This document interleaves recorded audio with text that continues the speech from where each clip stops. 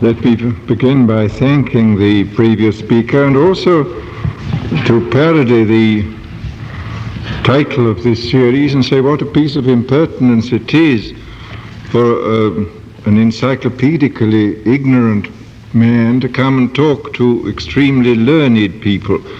But there is a certain justification for this. Which is this, that really genuinely learned people are inhibited by their vast amount of special knowledge from straying beyond the boundaries of their own particular province. But fools rush in where angels fear to tread, and it is, I think, part of the function, perhaps, of the ignorant but widely interested literary man to go crawling about on the woodwork between the pigeonholes and to look in here and look in there and to try to make some kind of coherent picture of the whole elaborate system of compartments which has grown up in our academic worlds. Well, in this series I propose to talk very imperfectly and partially about this, what is our most profound and searching and difficult problem, the problem of human nature. What a piece of work is a man, as Shakespeare said. And of course he illustrated this remark by the whole corpus of his plays. He showed us what a piece of work a man was, and from Falstaff to Cassius, and from Malvolio to Hotspur, from Iago to Cordelia, he showed us the entire range of what this extraordinary multiple amphibian can do and be.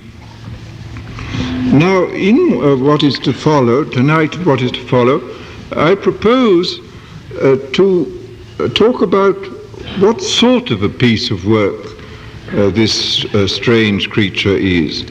And before we come to the contemporary views on the problem, I think it's worthwhile to devote an hour to what our fathers thought about themselves and about human nature. After all, they were no stupider than we are. The difference between us and them is that we know more than they did. But perhaps by knowing more, in some respects, we don't know as much about certain things as they did. They chose to pay attention to certain things which we don't pay attention to. So that in some ways, it may be that they made up for their general scientific ignorance by certain insights which perhaps we have shut ourselves off from. Well, I shall begin by talking first about the view of man which we find in Homer, the father of Western poetry.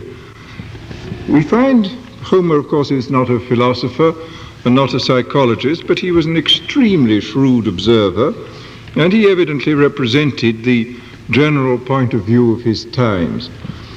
And I shall begin by quoting a very interesting passage from the 19th book of the Iliad, which describes the reconciliation of Agamemnon and Achilles. Agamemnon, if you remember, enraged Achilles by taking away his captive, Briseis. And finally, when it became necessary for Achilles to come back into the battle, Agamemnon made a handsome apology in public to Achilles and explained why he had done what he had done. And he says there, I was not to blame. It was Zeus and my bad luck and the fury that walks in the darkness that blinded my judgment that day when I confiscated Achilles' girl. What could I do? At these moments, there is a power that takes command. Ate, the eldest daughter of Zeus, who blinds us, accursed sprite that she is, flitting through men's heads, corrupting them, bringing down now one, now another.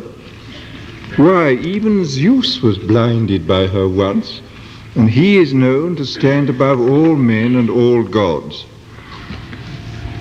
Achilles accepts this explanation without any hesitation at all. It seems to him completely rational. And he says, how utterly a man can be blinded by Father Zeus. Now, who and what is Ate? In the Greek tragedies, the word stands for disaster. But in Homer, the word stands for the state of mind which brings on disaster, the state of blindness, the state of infatuation, the state of mind which leads us to do all kinds of absurd things against our own interest, things which make no sense to us whatever, and yet we still do them. And Homer personified this strange state of mind as an alien supernatural force which came into man. This sometimes the gods themselves, in their more malicious moments, would come in and upset a man's judgment, but more often they sent this strange kind of fury, this daughter of Zeus, Ate, to carry out their vengeances upon human beings. Now, Homer, of course, makes it quite clear that there are also positive interventions from the supernatural world. In general, these positive interventions are made through the medium of something that he calls menos. And menos is that kind of accession of power and eagerness and strength and vitality which permits us to do the impossible.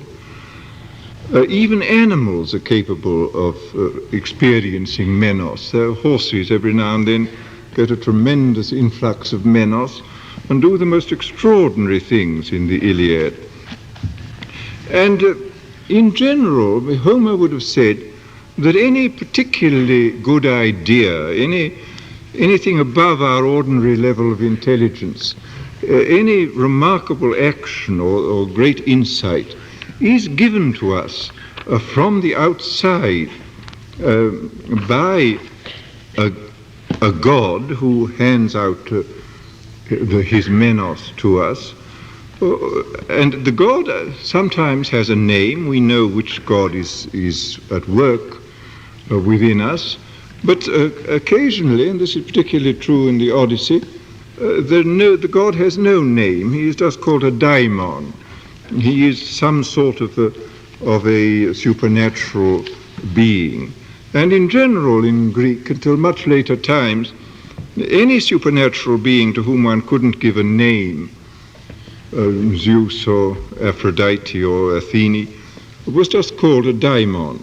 For example, the monitions which Socrates received were given him by a daimon, a nameless supernatural being.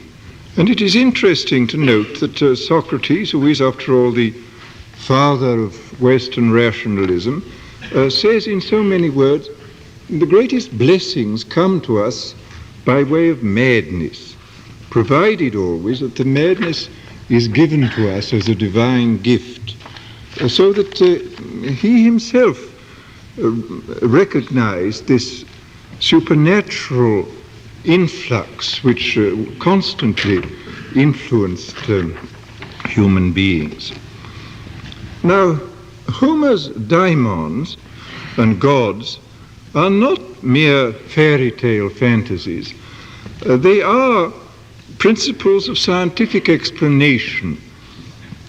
He had to account for the very odd facts of human psychology, the fact that human beings are constantly doing things which are obviously against their interests, which they know to be stupid and bad.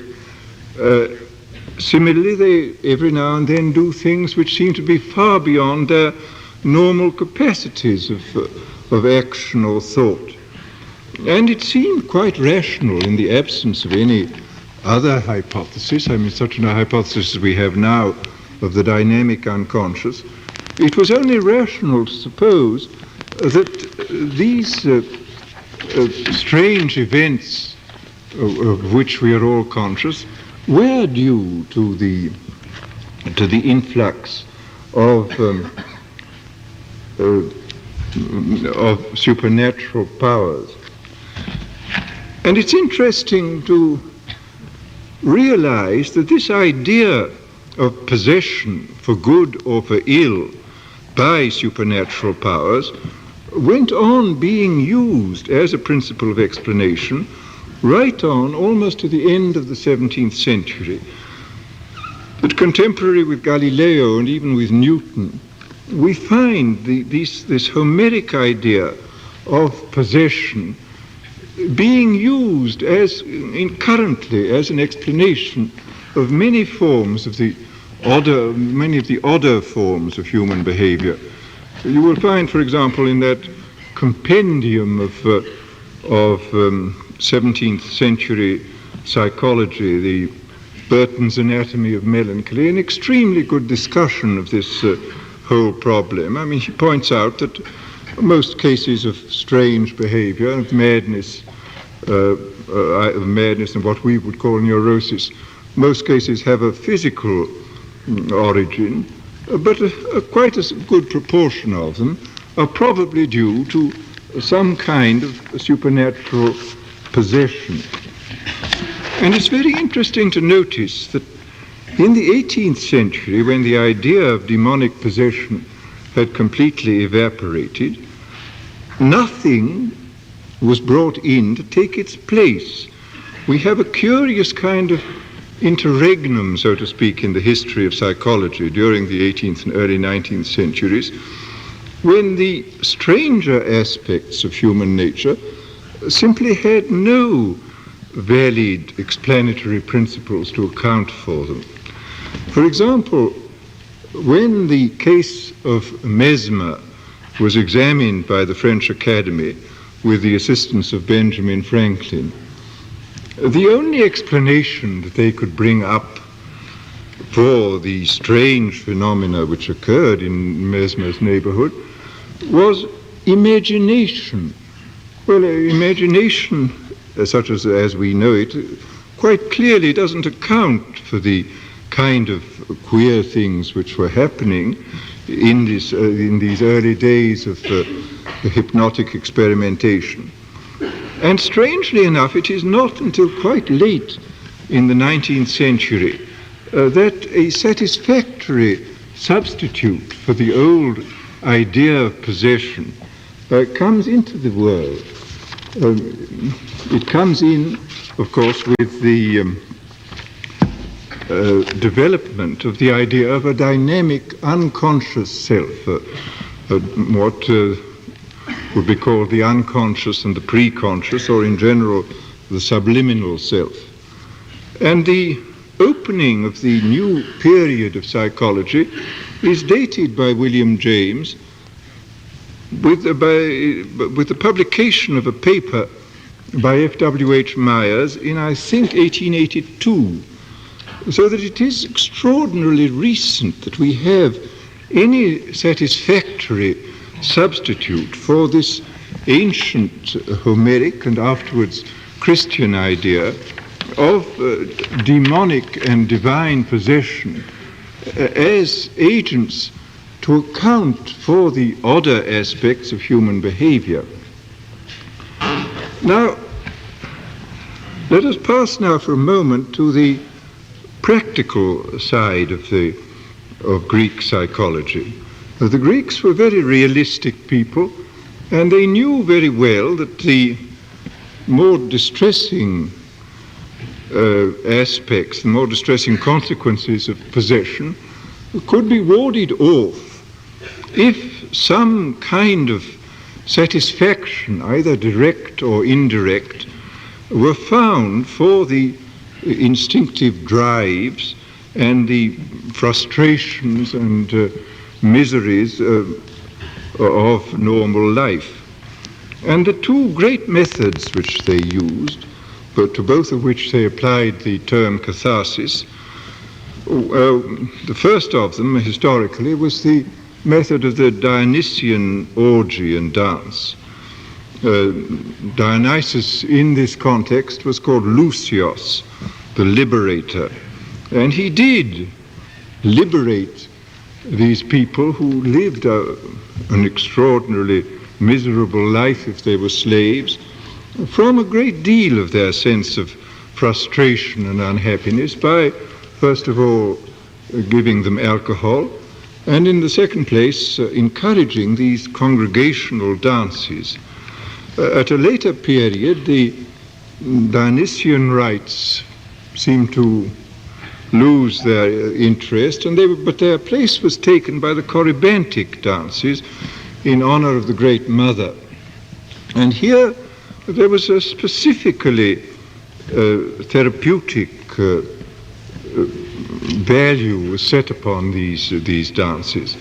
For example, the people suffering from what we would now call anxiety syndromes or various types of neurosis were actually diagnosed by the way they responded to certain types of music, and in this way one could judge what daimon or god was possessing them, and suitable dances and religious rites were then prescribed for them, and they worked off in this way a great deal of the neurotic tension which was upsetting them. At this time, the present day, of course, in many parts of the world, one can find exactly the same procedures being carried out. I was greatly struck, for example, 2 years ago when I was in Brazil by what may be called the Latin American Menadism of what is called in Rio Macumba and what is called in Bahia Candomblé, which are essentially adaptations of West African dances. And when you go and see these, one sees very clearly what the Greeks were up to and how effective this kind of therapy was. These unfortunate Negroes living in the most frightful conditions in the favelas of Rio or of Bahia, on Saturday nights work off their sense of frustration and misery by this night-long dancing. And interestingly enough, in all the dances that I witnessed, there was no question of alcohol involved. The whole procedure was one of this tremendous muscular activity through which immense accumulations of tension and misery were worked off, and by the end of the night, many of the participants, of course, had fallen down in a kind of ecstatic stupor and were prepared to go on with their miserable life during the following week.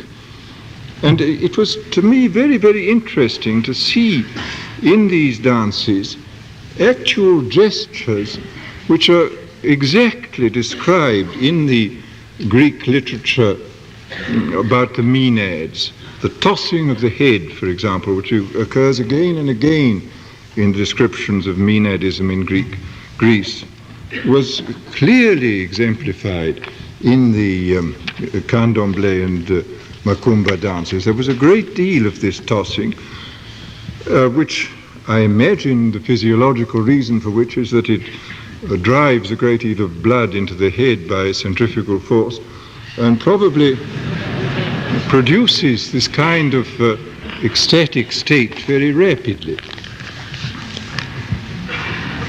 Now, come back to the possession theory. The interesting thing about it is that subjectively this is a very realistic theory, because quite clearly these sudden impulses, either for evil or for good, are experienced subjectively as alien impulses. After all, we see this constantly in our idiomatic use of language. We say, what came over me? I can't have been myself at the moment, and things like this. Or a good idea occurred to me.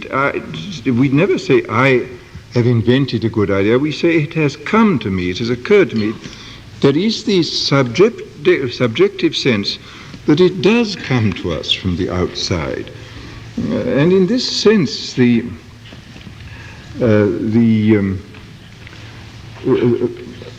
possession idea was an extremely realistic one, until one had a better theory, such as we have, or we think we have anyhow. This seemed to be the most sensible explanation of both normal and abnormal behavior. The idea being that there was a self which was invaded from the outside by these alien supernatural forces and was made to do things, either evil things or exceptionally good things, of which the normal self would be quite incapable. And now let us briefly consider, how did Homer envisage the self that was invaded from the outside? He did not envisage it as a unitary soul or personality. There is no word in Homer for the soul. The psyche, he speaks of the psyche, but the psyche is something which exists only at the moment of death. It's the thing that leaves the body and that will become the future shade which people can contact if they go down to Hades. But during life, the psyche is not there at all. During life, the self is a kind of symbiosis of a number of psychophysiological factors working together and living in a rather uneasy consensus and organization, rather unstable and rather uncomfortable all the time. And the factors which Homer describes as being components of the self are, first of all, there are these half-physiological factors. There's something which he calls the thumos, which is the seat of feeling which lives in the chest. And then there is the phren, which quite literally is the midriff, which is the organ of passion and of life. Then there is the nous, which is the reasonable, sensible ego, more or less. We would call it, I suppose, the ego. But anyhow, it is the reasonable side of man. Then there is the heart, which fulfills more or less the same kind of functions as the heart does in colloquial language today. And also the belly, which is quite important. So that we see there is this kind of committee which works. And the I, the nous, is merely one member of this committee, not necessarily the chairman. He just is there, and he may be at the mercy of the other members of the committee, or he may control them, but it's never quite certain which position he will occupy.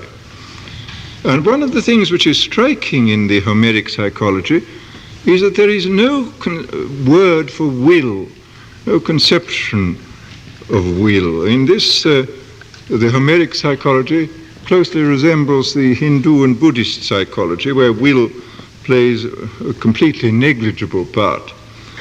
It seems to us very strange to get on without the idea of a will, and yet one can do it. For example, take the marriage service. Wilt thou have this woman to be thy wife? Well, instead of saying, I will, we can say, well, my thumos is all for it, and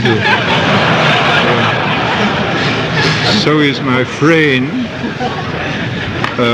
My noos has certain misgivings, but I'm prepared to go along with what the others say. All the more so as I feel distinct symptoms of possession by Aphrodite. This is an answer which we could sum up in terms of the will, and perhaps in some ways is more realistic than our idea of the will doing something. And it's worth quoting in this context a remark by an eminent historian of ideas, Professor Nielsen, who says that pluralistic thinking about the nature of the soul is founded in the nature of things, and only our habits of thought make it surprising that man should have several souls. Well, Homer, as I've said before, was not a philosopher, nor a psychologist, but a very good observer, and his view of the personality built up out of these multiple factors is a workable one, and interestingly enough, it's remarkably close in some ways to the Buddhist conception, which was developed, I suppose, about 3 or 4 centuries after Homer, and which was developed, of course, much more systematically by philosophical writers. But there, you see, the Buddhist conception specifically affirms that man is anatta, that he has no unitary soul, and that his personality is this group of loosely conjoined complexes, which in Buddhist literature are called skandhas. And they point out that all the phenomena of human behavior and thought can be explained in terms of these skandhas, which are partly physiological and partly psychological. You can't really separate the two. It's interesting to note that in the last 75 years, there has been in the West a considerable current returning towards the Homeric and Buddhist idea of man, away from the idea of the unitary soul and towards the idea of a consensus of numerous factors coming together. This view has been discussed by Bertrand Russell in various places, and he says, and I quote here, he says that from this view of human personality, it does not follow that there is no simple self. It only follows that we cannot know whether there is or not, and that the self, except as a bundle of perceptions, cannot enter into any part of our knowledge. Well, this is certainly, if Homer had thought about the philosophy of what he was saying, I think he would have completely agreed with Bertrand Russell that man was a bundle of elements. And of course, Bertrand Russell was preceded in this by Hume.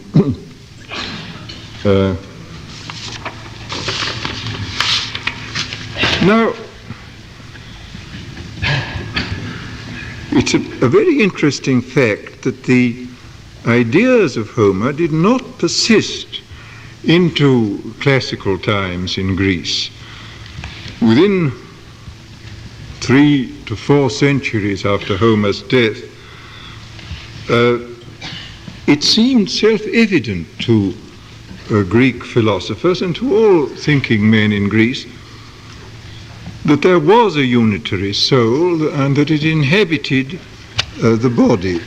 The idea of the multiple causation, the multiple factors which made up a personality, had given place to this idea of a psyche imprisoned within the body. Now, recent scholarship has suggested that the reason for this transition from the older idea of a multiple, loosely federated personality to the idea of the unitary soul, that the influence which produced this in Greece came not from the Orient, as used to be supposed, but rather came from the north, from the Scythians and from the shamanistic religion of the north. The Greeks had founded their first colonies on the Black Sea in the 7th century BC and had come into contact with the Scythians, whose religion was the same as that which still persists in large parts of Central Asia and in Siberia, the shamanistic religion, or rather which did persist until it would be, in very recent years, been replaced by Marxism. And this idea of the unitary soul, which came in with the shamanistic ideas, is based upon the fact that the shamanistic religion depends really on the activities of these specially gifted people who performed feats of what in modern mediumistic literature is called traveling clairvoyance. In this respect, the shamans were quite different from the sibyls and prophetesses of Greece. These were possessed by the god, the Delphic oracle. She sat upon the tripod and was possessed. She was, the word enthusiasm, of course, which we use in a slightly different sense, means literally having the god inside you. And the prophetess had the god inside her, and the god spoke through her. Well, something exactly contrary took place in the shamanistic religion. Instead of summoning the god in, the shaman went into a mediumistic trance and went out and explored the external world, both on its mundane level and on its supernatural levels, looking for facts here below and looking for the deities on the higher sphere. Well, obviously, if this naturally leads to the conception of a unitary soul, if you can go out and wander about the world, there is something that goes out. You can't speak about a bundle of unrelated, not closely related factors going out. You have to think of this unitary personage going out into the world. And I don't think we have to discuss whether traveling clairvoyance is a fact or not. A number of quite eminent philosophers have taken it seriously. Professor C.D. Broad of Cambridge is prepared to envisage the reality of traveling clairvoyance, and so in this country would, I think, Professor Hornell Hart. But whether we consider there is an objective reality to traveling clairvoyance doesn't really matter, insofar as subjectively it certainly seems to be real. To the shaman himself who goes out, it certainly appears to be a reality, and even to the observers it appears to be a reality. they see the shaman in this death-like trance, and when he comes back, they hear him talking about adventures which he has had in other parts of this world and in unknown areas of other worlds, so that subjectively it seems to have a complete reality to it. And another significant fact in relation to later Greek thought was that the shamans remembered previous existences. Part of their power was due to the fact that they had been shamans in previous lives, and they could remember this, and they carried this over into their present existence. Well, the theory now, which is held by Professor Dodds and others, is that this exercise, these shamanistic ideas, exercised a very considerable influence on the development of Greek Orphism and of the philosophy of Pythagoras. But the interesting point is that these ideas were developed in ways which they were not developed in the original regions where shamanistic religion was practiced. For example, the idea of detachable souls was, so to speak, democratized. Everybody had a detachable soul, not merely the shaman. And also, the idea of reincarnation was democratized. Everybody had had previous lives. But this meant that the whole idea of reincarnation became entirely different in the hands of Pythagoras from what it had been in the shamanistic world. In the shamanistic world, only these especially gifted people had previous existences, and this accounted for their power. But after all, if everybody had had previous existences, it followed that they were not being given extra power, because in fact they had very little power. They were miserable, they were feeble and impotent, and there was so that the reincarnation was not a special privilege, it was actually a punishment. And we get then the development in Pythagoreanism of the idea that the present life is the hell which we are suffering for our sins in a previous existence. It is close, of course, to the Indian idea of karma. And nobody, therefore, is born innocent.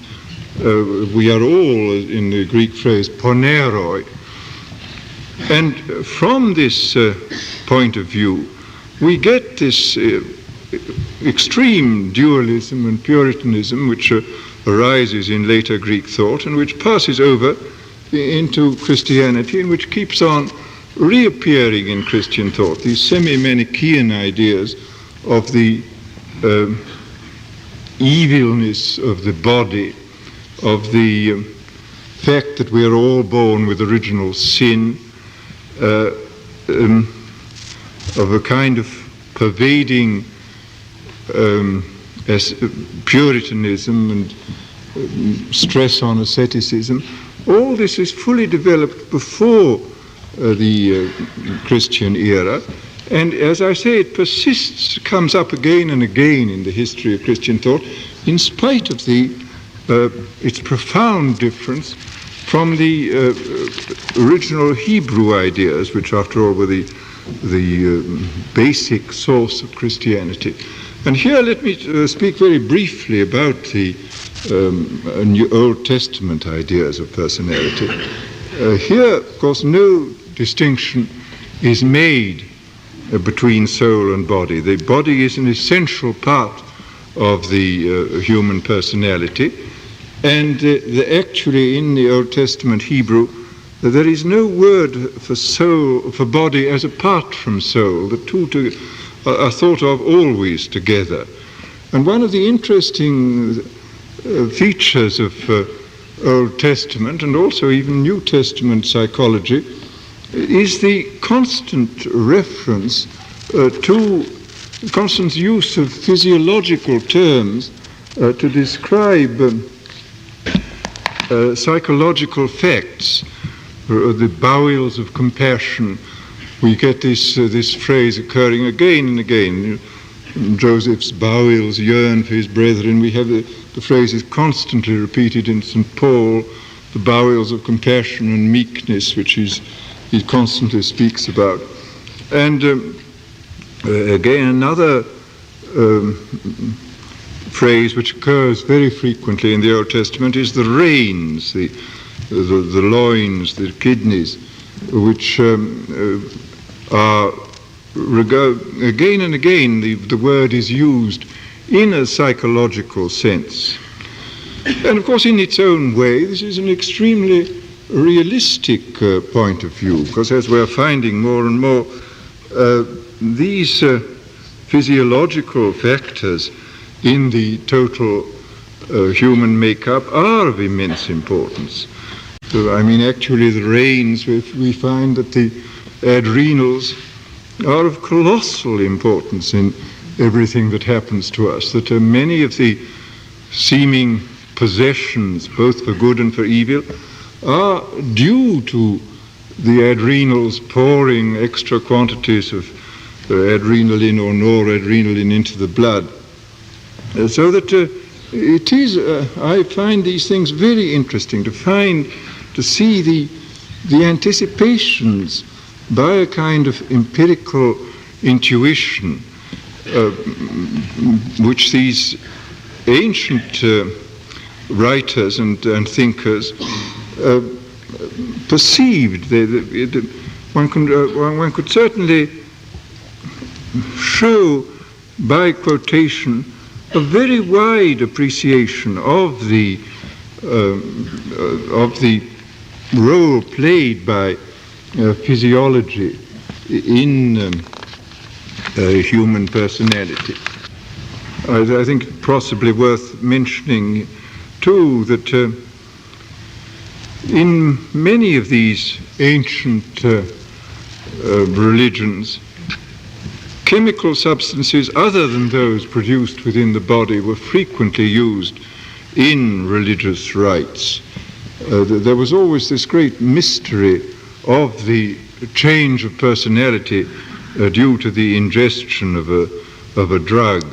The Greeks, of course, made use of alcohol in the Dionysian rites, and there are indications in the Old Testament that an attempt was made by schools of prophets who were not the respectable prophets to do the same thing in the Jewish tradition. And the whole subject is one of the greatest interest. It has been treated at length by the French anthropologist Philippe de Félis in a book called Poison Sacré, which gives a complete account of all the chemical methods used in the various religious traditions to bring about these changes. And with one has to correlate this rather materialistic view of personality and its relationship with the divine. One has to correlate it with the definitely physiological psychology which runs through so much of Old Testament and New Testament religion. Well, now I would like to conclude with a few remarks on some of the Oriental conceptions of human nature. The basic Indian conceptions, which we find in Hinduism and slightly modified, but not very much modified, in Buddhism. I won't go into the psychophysiological details of Indian psychology, which are extremely complicated because they postulate a kind of what may be called kind of occult physiology, parallel with the ordinary physiology, which may, as we're beginning to discover, have something in it. These subtle bodies and causal bodies which the Indians talk may indeed represent some kind of intuitive grasp of the fact that there are fields, electrical fields of various kinds around the human body, and that these fields may play a considerably more important part in our psychological life than we at present imagine. This is something which I think the future will either confirm or deny. But I won't go into these things. I will merely stress the most important single psychological statement in the Hindu tradition, which is summed up in the three portentous words, Tat Tvam Asi, thou art that, meaning that the basic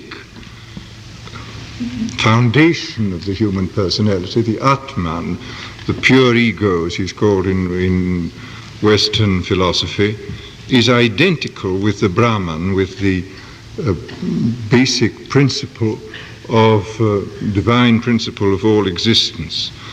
This runs through Hinduism and is carried over in a slightly different form into Buddhism. And it represents, I would say, the great Oriental contribution to psychology, or rather to what Kumaraswamy used to call autology, the science of the self with the large S. Well, the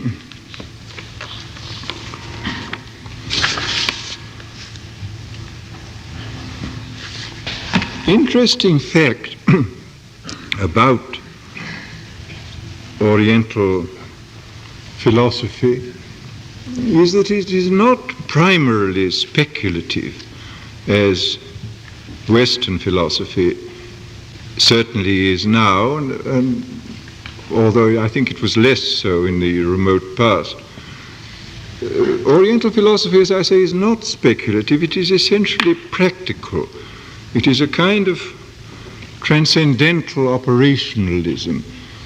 It insists that if you do certain things, certain states of mind will follow, and the nature of these states of mind has to be explored speculatively, and the conclusions drawn from a speculative examination of these states of mind, the conclusion that has to be drawn is precisely that thou art that there is ultimately a kind of identity between the deep self which lies, so to say, upstream from the phenomenal ego. There is an identity between that deep self and the divine ground of the world. And this insight has, of course, been repeated in the West. We find it again and again in the writings of the Western mystics, and always with the insistence that this is not a merely metaphysical statement. It is the description of a state of mind which is a state of immense value, which probably everybody is capable of, which in some obscure way we all live with, although we suppress it in some by our preoccupations with the immediate here and now, but that we are sufficiently aware of it to be moved by any account of it, and even to be actually slightly aware of it as a direct experience.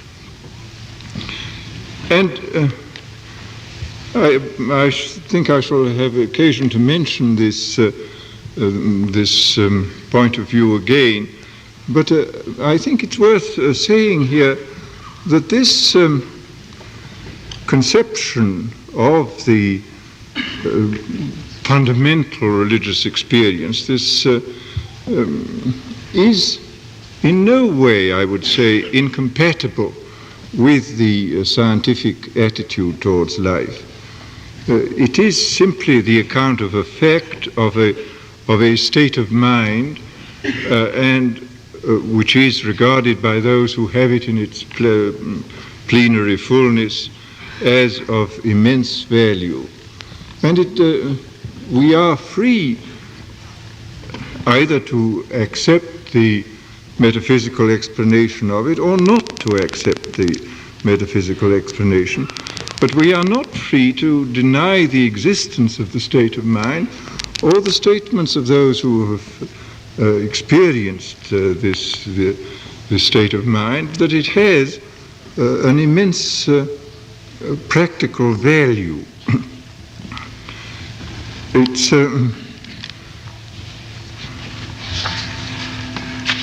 when we look at the phrases in which Oriental philosophy describes these states of mind, we find, for example, in the Hindu literature the word moksha, meaning liberation, and we find in Buddhist literature the word nirvana, which is extremely difficult to give any adequate translation of, but it means evidently, practically, the same thing as moksha.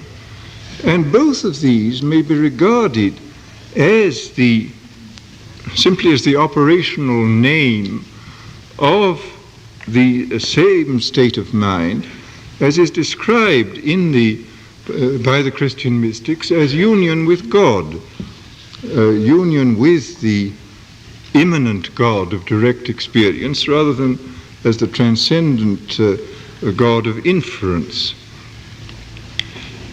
And to me, this is a matter of the greatest importance, that there is this experiential form of religion which is in no way at odds, I would say, with either the facts of science or the scientific point of view, that it is perfectly possible to maintain a religious attitude on this basis, which is in fact an experimental basis, without committing oneself to anything which would be at odds with the general Weltanschauung of our time.